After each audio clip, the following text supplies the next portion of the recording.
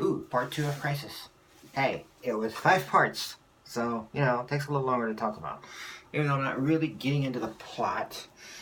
You read Crisis, you get a general idea, except the Book of Destiny. Well, no, I guess you don't. It's got way fewer moving parts, but, we now have a freaking backstory for the Monitor. Like he was some dude exploring. So they basically took Kronos' backstory from, or whatever his name is, from Green Lantern, made him a good guy who didn't realize he was doing something stupid.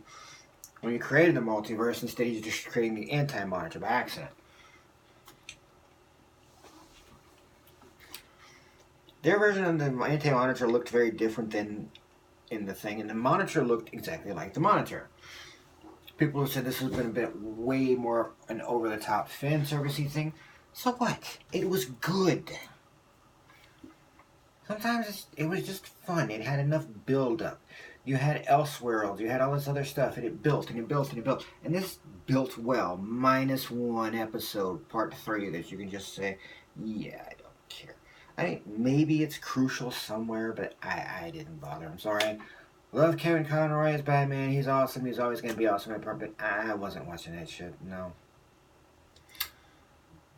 I already said John Love's Wesley Shipp had his ending there, and of course he was on the actual treadmill. So they had the treadmill part, except he's going the other way in reverse. So he is doing the run through time to stop the Anti-Monitor. He stops one of its powerful things, but then they have to have the big fight, and then they have to have a second big fight that was kind of pointless. I'm sorry.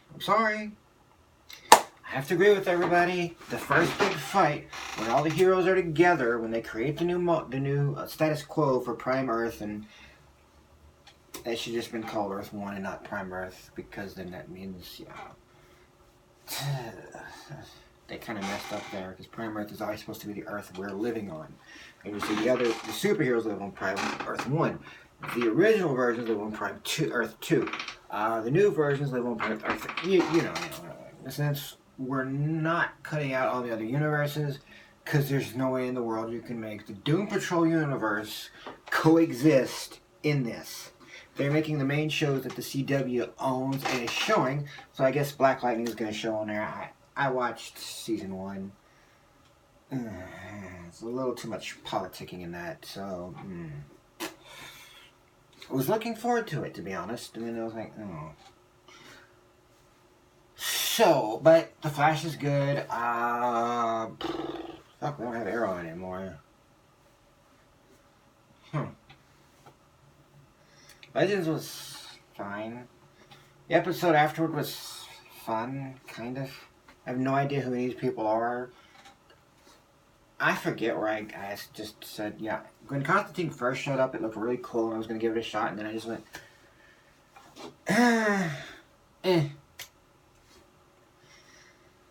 And apparently, Adam, the Atom is now dating,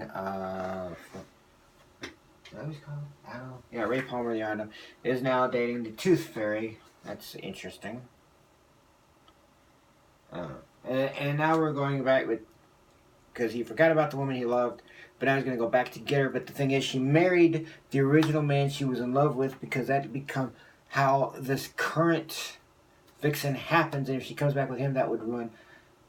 I don't know where they're going with this, or why. I guess they give him back enough information to remember he loves her, but not enough to remember why he had to end their relationship. So, okay.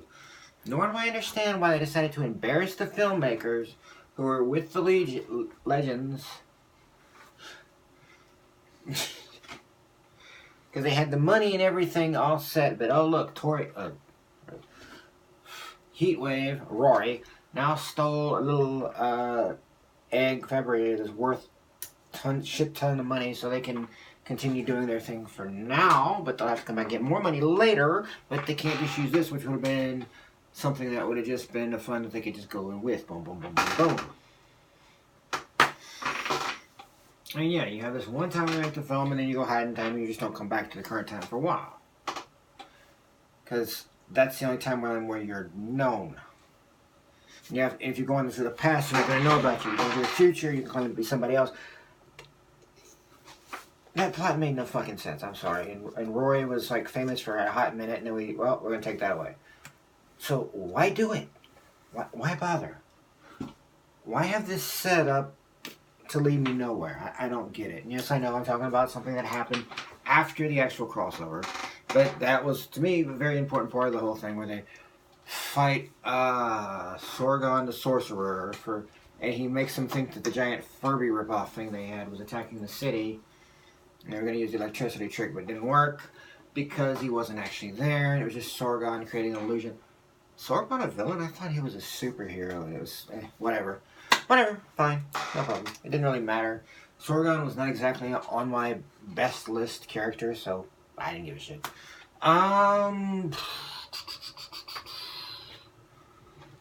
was I gonna say?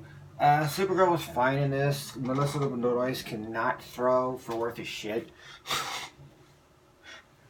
I'm sorry, if you're gonna use that line, cool, great. Make sure she can pitch like she's working for the Oakland A's, okay? If you're gonna use that line that she used, and you're gonna make it look an awesome thing, then have her throw that shit. Not that I can throw worth a fuck either.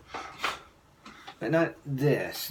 No. If you're going to use that line, have her say always, then have her throw like the most experienced fucking pitcher you've ever seen in your life. Train that woman well. Have a professional, whoever you can, or a college fucking level, whatever you can afford on your budget, to fucking show her how to throw well. That thing just, really, you're going to use that line as a boom, boom, boom moment, and then you're going to shit on it by having her throw badly.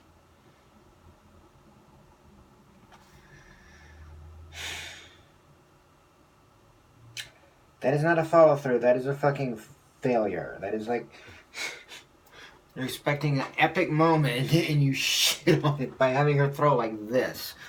No! Aren't you telling me how she's all this awesomeness and badass and coolness and just... Yes, I realize, as a Kryptonian, even that throw from her would be very powerful, but it looked bad. That's my only thing in the other series. The rest of it I liked, but again, I watched 1, 2, 4, 5, and then that Legends episode. I have the last Flash episode right before it, but I haven't watched it yet. Yeah, I streamed my shit. I didn't watch it as it came out because my job requires me to be up early as fuck. So I'm not gonna be out, up by the time all these shows come on. I have to go to sleep. Good lord, no, that doesn't work for me. Looks great on the person I saw using it in their tutorials. It doesn't love it. Okay. Yeah, Pariah was great. We already knew that. We already know Tom Welling was going to be great. Not Tom Welling. Oops. Wrong person. Oops. Wrong Tom. Cavanaugh. Tom Cavanaugh was going to be great as Pariah. Oops. And did a fantastic job in that role. Hang on.